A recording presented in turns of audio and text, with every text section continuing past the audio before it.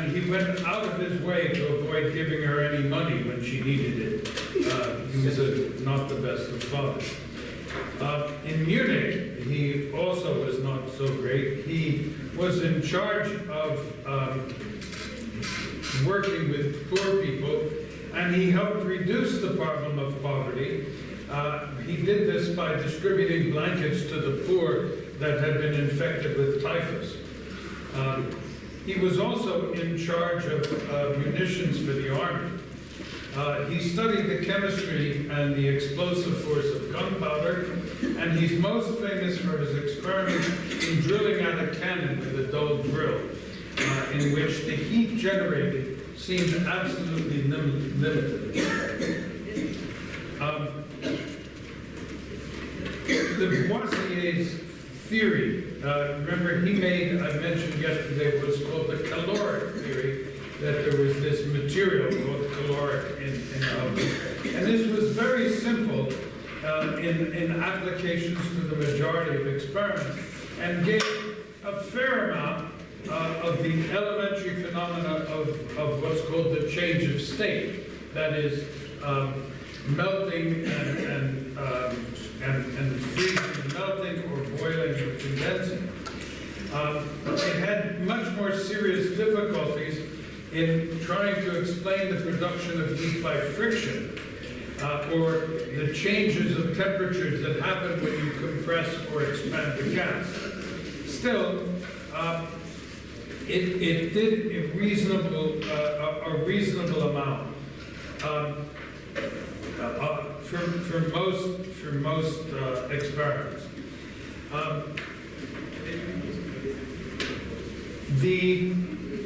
In friction, for example, the production of heat by friction, there was, they claimed that some of the caloric that was latent in the material got squeezed out by the friction and became therefore sensible.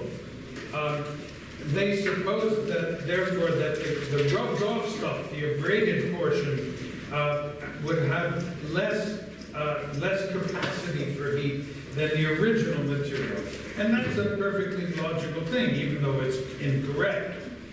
And then Rumford tried to refute this experiment, and he published his results in the Philosophical Transactions of 1798. And if you've got a good library, you should go find that, because it still exists. But he made a celebrated experiment in which he made a cannon with a very blunt boring tool. He succeeded in doing this, in boring off 4 kilograms of metallic powder. Those 4 kilograms of powder were so hot that they managed to boil over 13 kilograms of water, which is one heck of a lot of water. He then showed by experiment, which is even more crucial, that the metal powder had the same amount of heat required to raise the temperature by 1 degree as an original chunk of metal. So that in that sense, its capacity for heat was exactly the same, whether it was a solid or a powder. And so he argues the following. Whoops. Helps if you turn it on.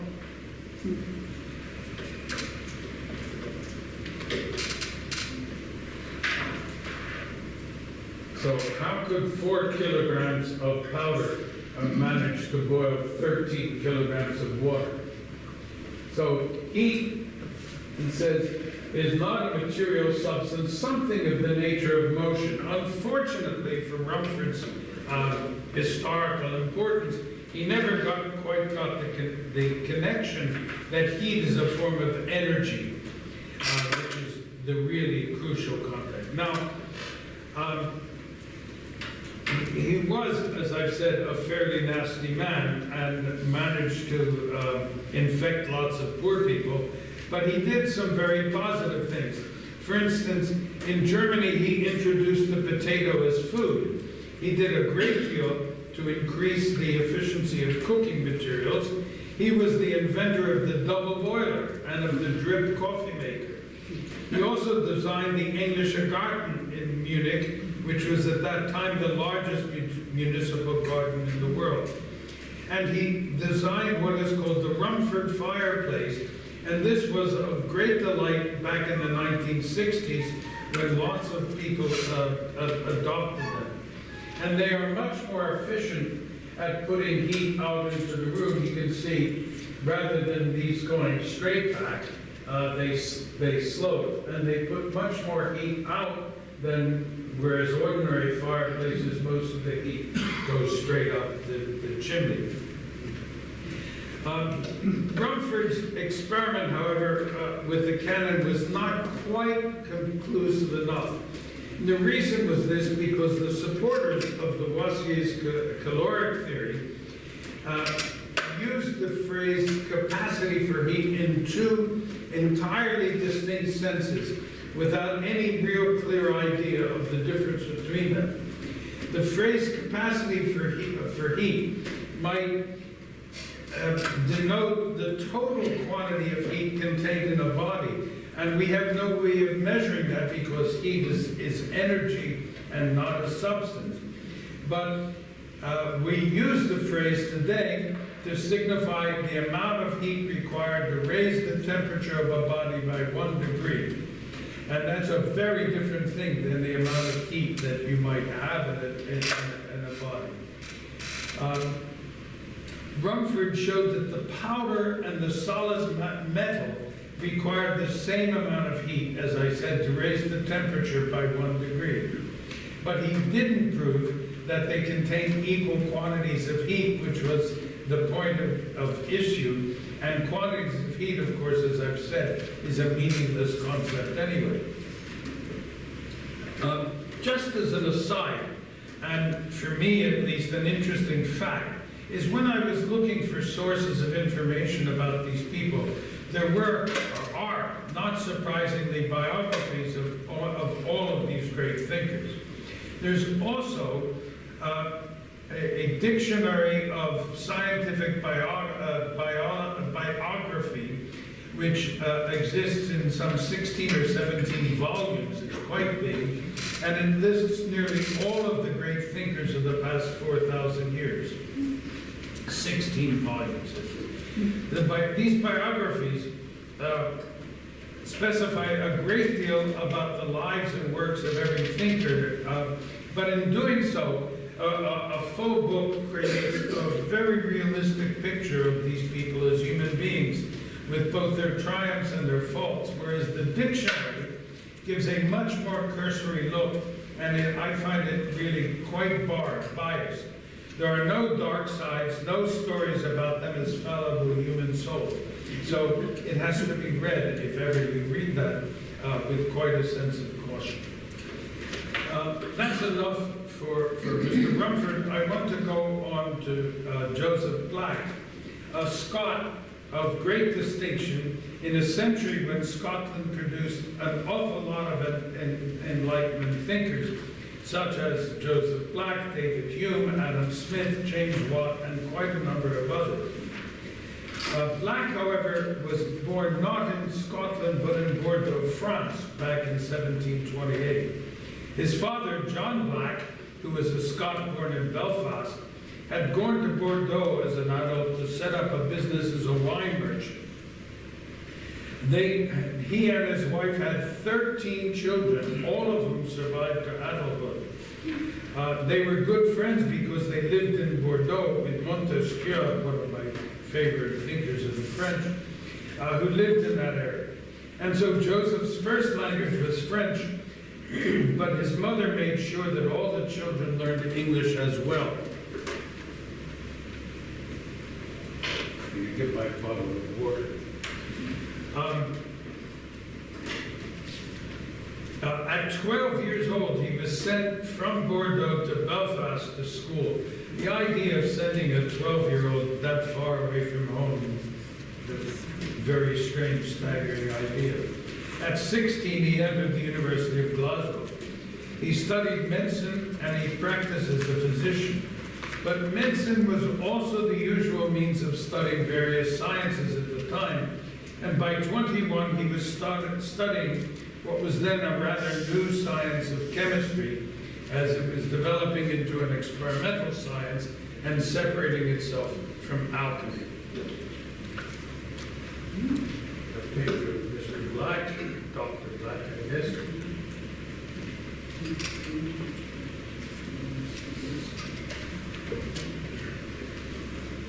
One of Black's teachers was a man named William Cullen, who did experiments on cooling through evaporation and invented the very first refrigeration machine. He couldn't really explain how it worked until some of Black's later discoveries.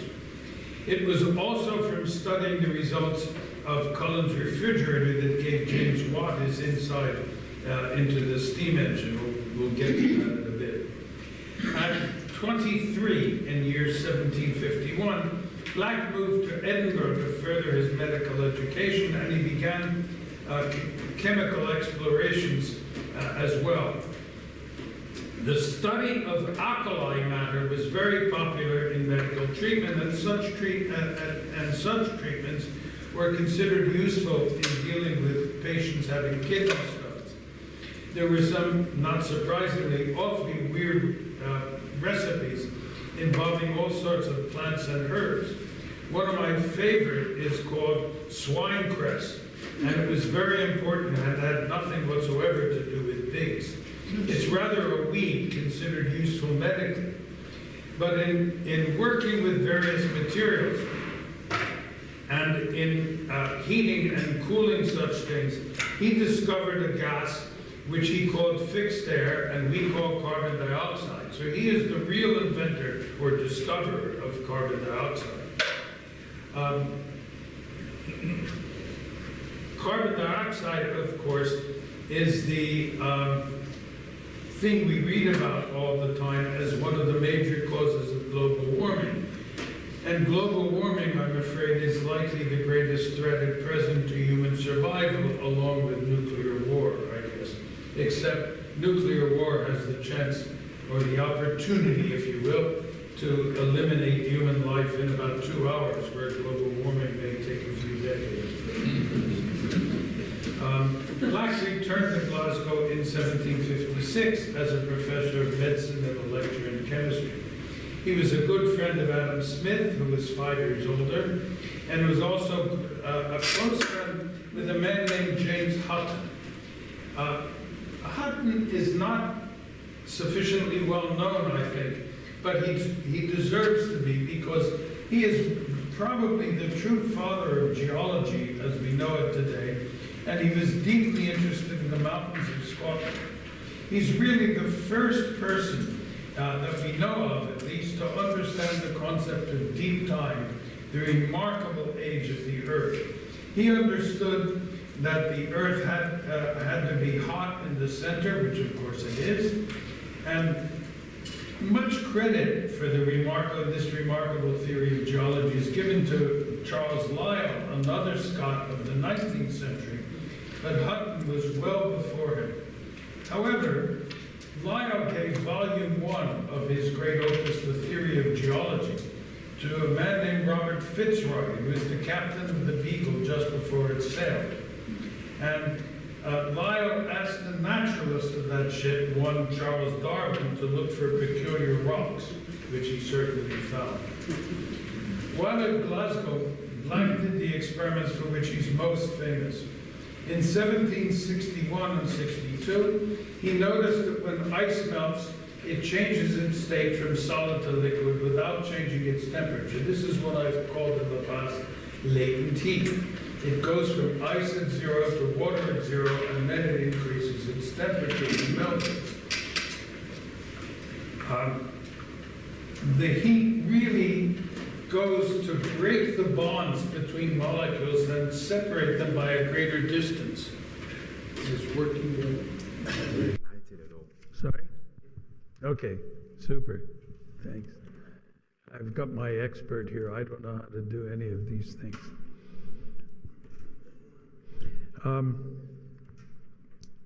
Where the hell am I? Okay.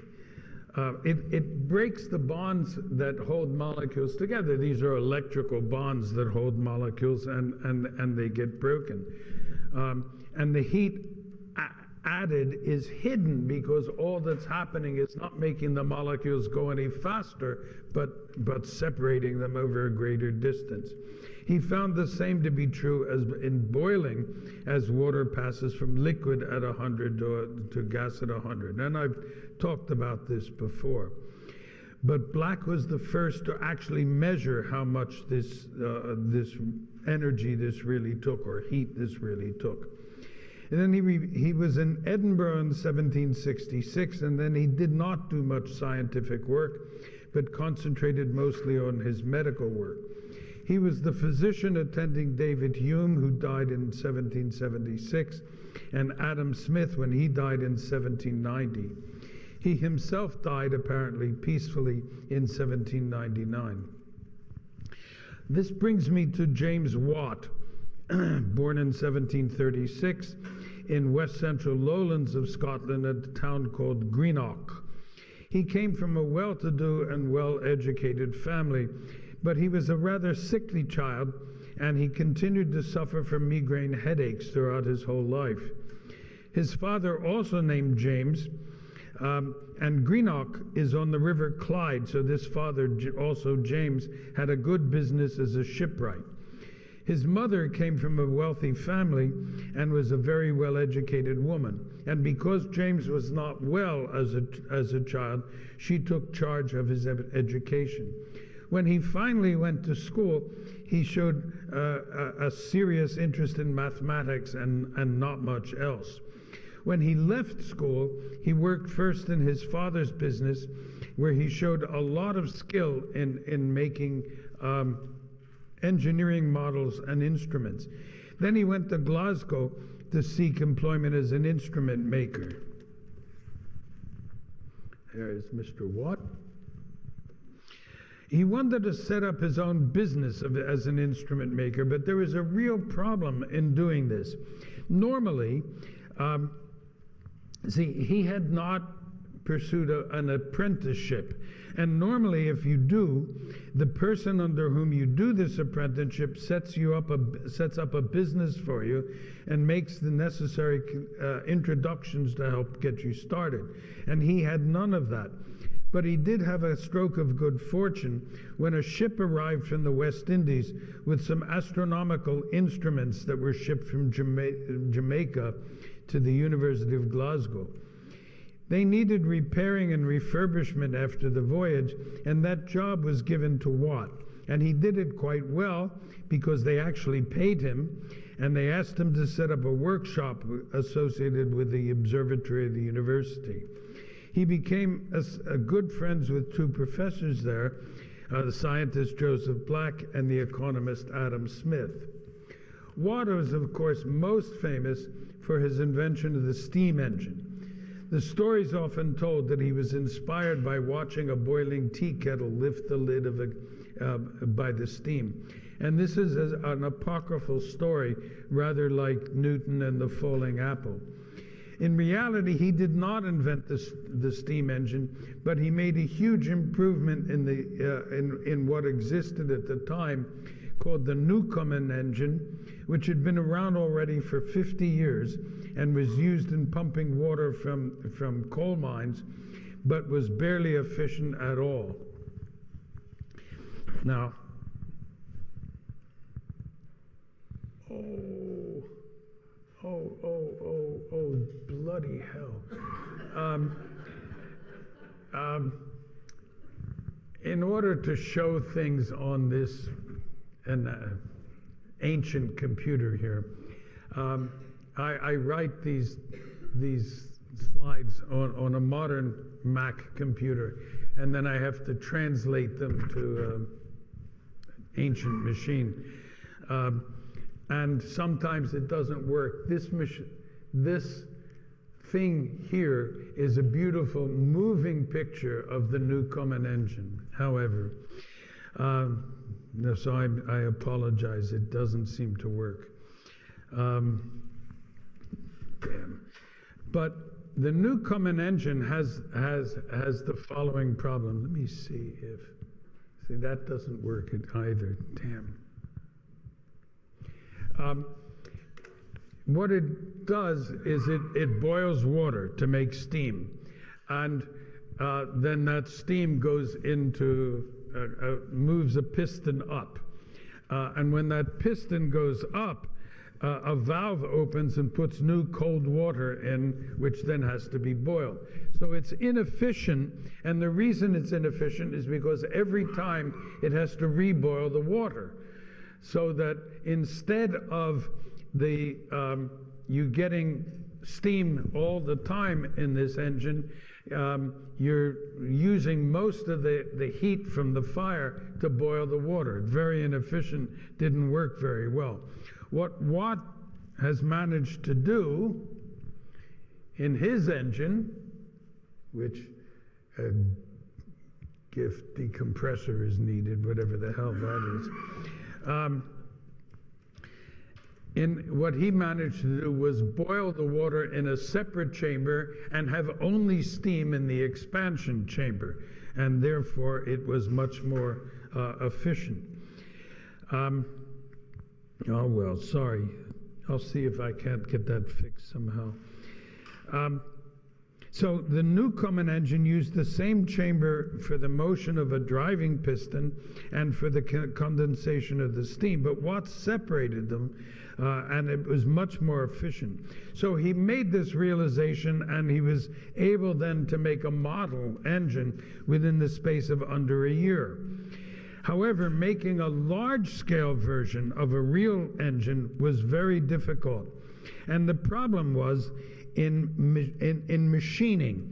And you needed a cylinder and a piston that moved up and down that was machined well enough to keep all the steam inside as the piston moved.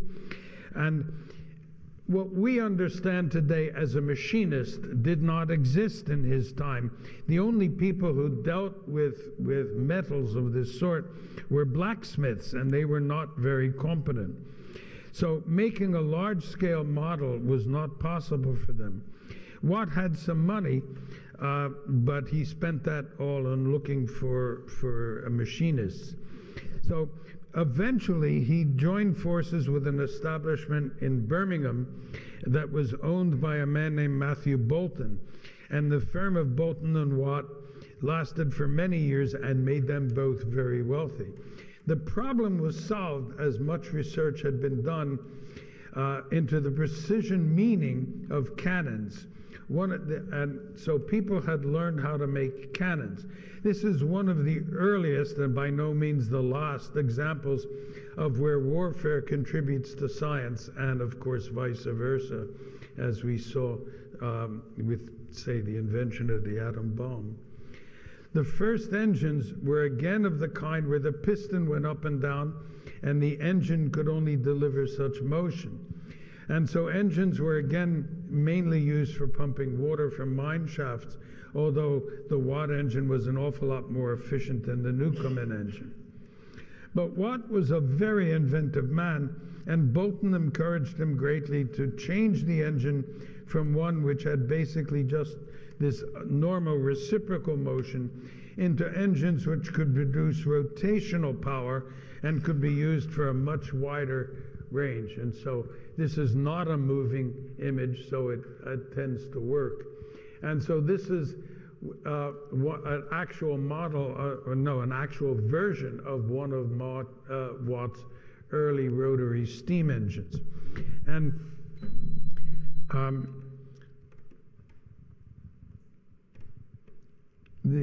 a rotary engine then could be used for a very wide variety of projects: grinding, weaving, milling, flour, and these machines became widely used over the next 5 years. He continued for a full decade doing this, more and more to improve his machines, and he even designed some high-pressure steam engines, which he was afraid to use because of the dangers of explosions. Still, Watt's steam engines, which were designed and built in England, gave an enormous impetus to the Industrial Revolution, and certainly provided much of the equipment and funding for the expansion of the British colonial empire. And such engines would be eventually, and not so long after, be used for the invention of the steam train. So as we see and continue to learn, all change has both benefits and drawbacks. Watt continued in thinking on practical inventions from science. He worked on a copying machine and was especially interested in working with chemical bleaching process after the discovery of chlorine. And of course, bleaching cloth was hugely important. The last scientist I want to discuss is John Dalton. He was born in Cumbria, one of my favorite areas of England, then called Cumberland, in 1766. And he grew up in a Quaker family. He was educated in a Quaker school, and he became the manager of a different school while still in his 20s. It was poorly paid, and so he moved to Manchester, where he spent the rest of his life. He was a teacher there also in mathematics and in natural philosophy. He never married, although in reading a biography of him, they said he delighted in the company of educated women, as one does, of course. And one of the things I like best about these lectures is how many women actually come, because I spent many years trying to encourage more young women to study sciences, but sometimes successfully, not always.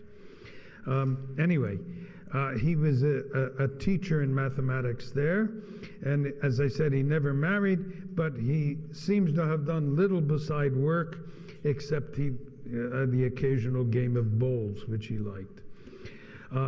His work accomplished an awful lot, starting with a diary of weather, a meteorological diary that he kept for 57 years, writing down more than 200,000 entries about the weather. He was also colorblind, and he wrote the first treatise in English on color blindness. He was unable to recognize any colors beside green and blue, everything else appearing gray or yellow. There are two things really that distinguish Dalton and for which he will really be remembered.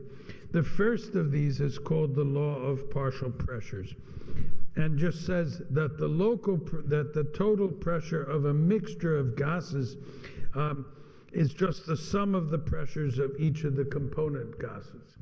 So that if I have air pressure here, it has some 20% of oxygen, some 78% of nitrogen, 0.5% of argon, 1% of water vapor, 0.05% of carbon dioxide. You add all these up and you get the total pressure of air. So this is Dalton's law of partial pressures. This law had already been discovered by Henry Cavendish, but as I mentioned yesterday, Cavendish almost never published anything, and so it's called Dalton's law rather than Cavendish's law. But the thing for which he is really famous is his atomic theory. He was the first person to stress that matter came in the ultimate form of atoms, and that atoms combine to form chemical compounds. And so in this theory, he stressed the following important points. Elements are composed of extremely small particles called atoms that are indivisible and indestructible. And in fact, that statement is of course true in chemical reactions, but obviously not true in physical reactions where we can split atoms and knock off electrons. Chemical reactions, he said, number 2, only involve the rearrangement of atoms. Atoms are never created or destroyed during chemical reactions. 3, all atoms of a given element are identical. They have the same size, mass, and chemical properties. 4, atoms of one element are different from the atoms of all other elements. And 5, compounds are composed of atoms of more than one element, and the relative number of atoms of each element in a given compound is always the same. Now, this was a step that had been coming for a long time, but never expressed succinctly before Dalton. So he gave a scientific basis to the speculation of Greeks 2,000 years earlier, and he made pictures of atom symbols rather than using the letters as we do today, and he drew diagrams the way that chemical equations are done today. So these were his symbols, oxygen just being a circle, hydrogen a circle with a dot, etc. So some he just put a letter in, iron, nickel, tin, and some aluminium, he had a diagram, etc. He knew all sorts of elements which I didn't realize he knew: yttrium, beryllium, zirconium, lots of, I mean, this is a rare earth and not very common around, but he knew them anyway. Now, he was criticized by other chemists of his day because he did experiments fairly crudely, and it was said he trusted his head rather than his hands. And he had some fairly extreme ideas, and he held some very unfounded ideas about chlorine even after much of its character had been well settled. And then he refused to give up his pictures of atoms and his personal determination of the relative weights, even after much better and more accurate had been done, and he refused to adopt the letter symbols which had been created by the Swedish chemist Jacob Berzelius. He eventually died in Manchester after a series of strokes in 1844. Again, in doing research on this, in many reference books, there are something like 112 people listed as Enlightenment figures. Of these 112, 109 are male and only 3 are women, unfortunately. One of them is Mary Wollstonecraft, English, of course, who lived from 1759 to 1797. She died at age 38, 11 days after giving birth to a girl who later became Mary Shelley. In France, there was Olympe de Gouges, a French playwright who lived from 1748 to 93 and was guillotined during the Reign of Terror due to her support for the Girondists. And then finally, there was Yekaterina Sushkova, who was a Russian and head of the Imperial Academy of Arts and Sciences, and she lived from 1743 as long as 1810. She died at 66, this time apparently from natural causes. She was deeply involved with Empress Catherine, which caused her, of course, to be thrown out of any position when son Paul became Tsar. She was a highly competent woman in all of her writing and works.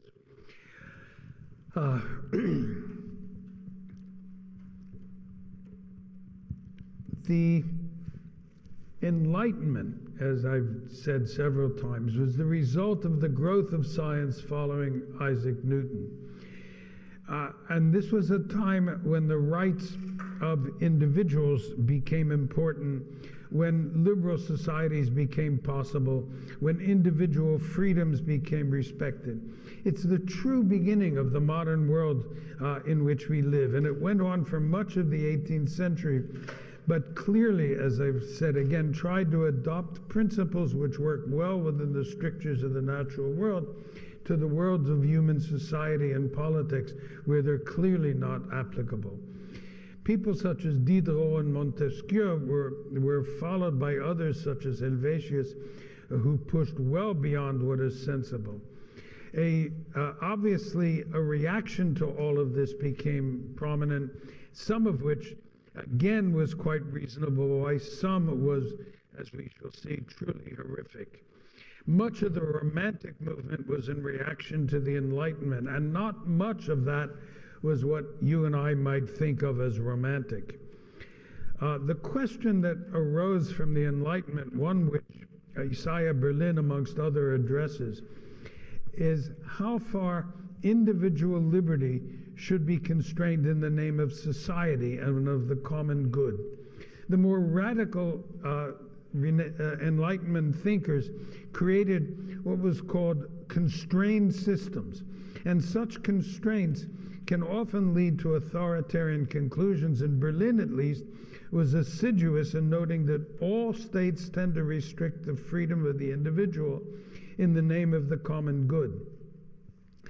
Many modern thinkers attribute the extremes of the French Revolution to such commentators. And this is then the darker side, of course, of Enlightenment thinking. And Berlin, amongst others, wrote that the liberty promised by the Enlightenment had to be continually defended, defined, promoted in each and every generation, or it would atrophy. Now, the word liberal is different from that used much today in a political sense of liberal and conservative. The term here is used not in that sense at all, but with regard to the importance of the individual human being as distinguished from royalty or people who are privileged by the accident of their birth. So it has to do with individual rights of ordinary human beings. And the liberal architecture of rights, first articulated by Montesquieu in France, and then later by James Madison in the United States, is of course beyond doubt today, one hopes. The strain of thought saw the rule of law, checks and balances, the separation of powers, as the solution of how to preserve political freedom and all other freedoms beside, from the inveterate, selfishness, egotism, avarice, lack of public spirit so often found in so many of us, men and women. The Enlightenment is thus liberalism's great legacy, the insight that liberty did not require the Republican ideal of virtue. It didn't require, as 20th century Marxists and fascists proclaimed, the engineering of human beings. What liberty needed, Madison and Montesquieu said, was resilient constitutional architecture. What they discussed is called the Constitutional Enlightenment. And I want to mention two other enlightenments that do unfortunately matter. There's what's called the Disciplinary Enlightenment. So Philadelphia, for example, is not just the site of Madison and Jefferson's constitutional inventions. It's and also their less than sublime accommodation of slavery. But it's also the site of a Philadelphia penitentiary, and you can imagine what an 18th century penitentiary must have been like, and of Benjamin Rush's lunatic asylum. And there's a third enlightenment called the Radical Enlightenment of such people as François-Noël Babeuf, a French radical who today would be called a dedicated communist, a word that, of course, did not exist in his day. He called himself Gracchus Babeuf after Tiberius Gracchus, the 2nd century BCE Roman reformer.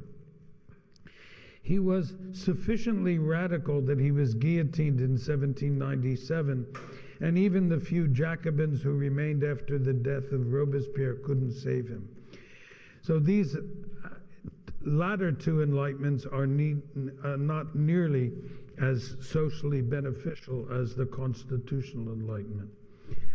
But this brings me at last to the Counter-Enlightenment, an area in which, again, Berlin was key in bringing to attention. His interest in the Counter-Enlightenment was in choosing to study a more radical version of Enlightenment that ends in terror. But he was a refugee, Berlin was, from the Russian Revolution. And in reading his biography, he talks a lot about, as a child in St. Petersburg, looking out the window of his flat and watching a crowd carrying a terrified policeman off to his death. And he never forgot the image of the face of that man.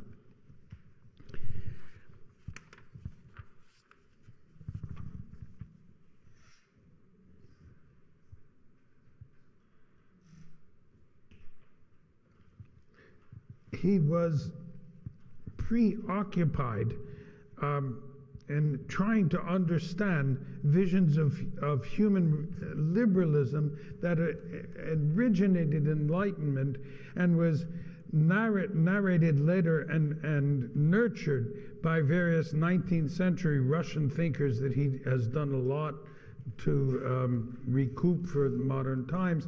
In particular, a man whom he admired enormously, Alexander Herzen, and at various times in their lives, Vissarion Belinsky, Mikhail Bakunin, Ivan Turgenev, and of course ended with the tyrannies of Lenin, Trotsky, and Stalin. So, to describe some of the ideas of the reaction to the Enlightenment, I want to consider people such as Giambattista Vico, Johann Gottfried Herder, and Johann Georg Hamann. These men valued the individual over the species, feeling over knowledge, passion over reason. Vico had a cyclical theory of history that was incompatible with the belief of the Enlightenment in linear progress, and something we certainly have noticed in our time. Hamann, and Herder, about whom we will talk tomorrow, was convinced that all truth is particular and never general, and Herder opposed the claims of French culture, asserted the distinct and incommensurable value of every single culture. These ideas were taken up by the young rebels of the material called Sturm und Drang, including Schiller and Goethe, and by the Romantic poets, all of whom wanted to experience nature rather than analyze it. But these ideas were also taken up by a truly frightening reactionary I'll mention tomorrow, Joseph de Maistre, a real fascist or Nazi long before the birth of fascism. It was again Isaiah Berlin who did so much to bring the counter-enlightenment to prominence in the 20th century. And he credits it with a special appreciation of the individual, which anticipates much of the liberal values he defended so strongly.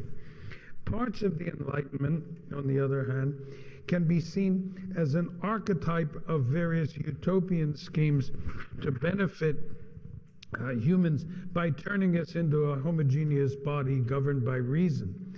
Dostoevsky considered this in his writings of The Underground Man, where he states the following.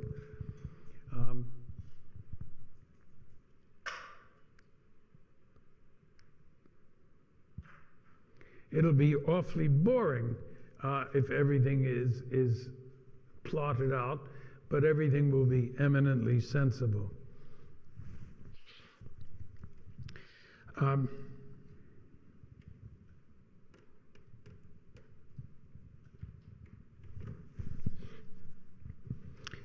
Enlightenment thinkers, of course, were great liberators of their time, even if some of them were sometimes too narrow and sometimes very wrong about the human experience. Berlin, of course, was deeply interested in the views of what he called the opposition, because understanding the opposition can sharpen your thought, can help your vision, and to look at possible fallacies of the theories in which you believe, like the Enlightenment thinkers. So, to do this, I want to start with Vico. Born in Naples back in 1668, and he died in Naples in 1744. A picture of him. That's not a priestly collar, just his outfit. He spent nearly his entire life in Naples, and he lived, thought, and wrote what was considered a true intellectual backwater, the kingdom of the two Sicilies. He drew a sharp division between the natural sciences and the humanities, a division, of course, which has become blurred, at least again, became clear in the Enlightenment and blurred again in the past century. This differentiation between self-understanding on the one hand and observation of the external world is really the subject of hot philosophical dispute. For example, Vico called mathematics something created by humans themselves, which is, of course, true. He distinguishes mathematics from nature, from observations, from descriptions, from classifications, from such things as the regularities in space and time. What he did not know, of course, is math created by human beings is also the language that nature speaks, the way in which nature behaves. And there's a huge correlation between this creation of the human mind and in the way in which nature reacts. This is not something Vico, of course, could have known 275 years ago, but his thought has given rise to such fields as comparative anthropology, sociology, the history of art, the history of civilization, lots of social sciences, to the idea of deductive a priori thinking, mathematics, and empirical a posteriori theory, science. He adds the field of imagination, sense perception, revelation, fields that are created by entering into the mental life of other cultures. And he calls this by the Italian word fantasia. Herder, whom again we'll discuss tomorrow, tried to embrace the entire province of knowledge of his time, science and art, metaphysics, theology, epistemology, ethics, etc., etc. He wished to bring the sciences of mankind and environment into a single integrated whole. We must not, he says, judge the ancient Hebrews by the standards of classical Greek, nor look at Norsemen or Native Americans through the eyes of Aristotle. Humans are all human beings, he said, but it's their cultural difference that matters most. Of course, the years that followed and the peoples of the later Romantic eras, the growth of Romanticism, relativism, nationalism, populism, and attacks on natural sciences and rational inquiry cannot really be blamed on Vico or Herder or Hamann. People are not responsible for what's made or distorted of their ideas, certainly after their death.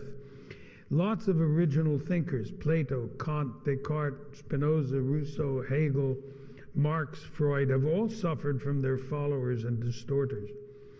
Vico's life is an example of what is often dismissed in our time as romantic fiction, but he was a man of original genius, born before his time, who struggled with poverty and illness, who was misunderstood and ignored during his lifetime, and long forgotten after his death, only to be rediscovered and appreciated long after he was dead.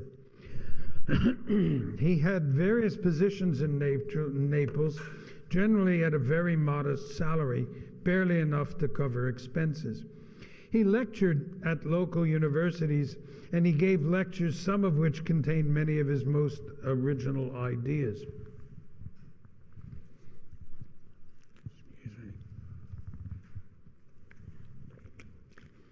Still, his life was sorely constrained by financial problems, and much of his work was affected.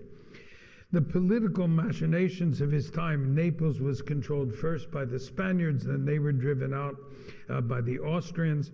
This certainly greatly discomforted him as he had to react to changing political situations. It did get him to read a lot of great philosophical works, such as the Dutch jurist Hugo Grotius. In 1724, he completed a long treatise in which he refuted the views of Grotius, of Hobbes, of Locke, of Pierre Bayle, and lots others. he dedicated his work to his patron, who was the powerful Cardinal Cossini, later became Pope Clement the 12th. And he, Vico, was promised money to pay for his publication. The money, of course, did not come through, and he sold his most valuable possessions to cover publication costs, and even then it covered only a fraction. So in despair, he cut out most of that actual work, which he considered negative in the political Austrian environment of his day. And these included attacks on many of the theories, Aristotle and other Greeks, ideas of Descartes and his followers, all of which were highly influential in his day. He kept only what he considered positive material, and the excised portions had been lost, and the book was down to about of its quarter of its original size. Still, it remains what is his greatest work, and it's called The New Science. In 1725, a year after publication, he was urged to write his autobiography. Okay. His autobiography, he wrote that due to a suggestion made long before by Leibniz that it was a pity that thinkers often did not leave records of how their thoughts developed. And so his biography is a vivid account of a man whose life was entirely preoccupied with philosophical thoughts. And he escaped from a rather miserable existence into a world of books, and but he was especially remote from the great scientific theories of his day. He was particularly strong in revolting against Descartes, and stated clearly that Descartes' criteria of clear and distinct ideas could not be applied outside mathematics and natural sciences. For Descartes, true knowledge began from ideas so clear and so distinct that they could not be denied. They could be denied only on the pain of absurdity. You proceeded from these ideas by strict deductive rules to conclusions that were so distinctly true that used the rules of deduction and transformation, that such conclusions were unassailable as the theorems of mathematics. Vico said that this was unapplicable, or inapplicable, I guess is the proper word, to the field of what we would call humane studies. Descartes certainly understood this just as well as Vico, but he said that the study of history, for example, like travel, might do little harm, but it was definitely not a branch of knowledge that was recognized by rational thinkers as useful. Descartes said that memorable actions elevate the mind and might even help to form judgments, but otherwise they are of small value. Why study, he said, the crimes and passions of our dark beginning when reason can provide true and final answers to the problems which had befuddled our irrational ancestors? Heavens, how poor man. Vico was certainly not prepared to accept this. Even his Catholic piety would have been enough to turn him against it, but in his writings he was never a theological person. For him, the validity of all true knowledge can only be shown by understanding how it comes about, its genetic or historical development. For him, this is the only thing, are things we ourselves have created. It's one thing, he said, to warn against confusing the causes of things with their definition, of accusing facts with symbols, but much more startling to suppose, as Vico did, that mathematics and logic are not forms of discovery, but rather of invention. If they are to be called true or false, it's then in a very different sense from that in which the words true and false are generally used, at least by me. As a physicist, I take considerable exception to some of what he says. It is true that we invented mathematics, but as I try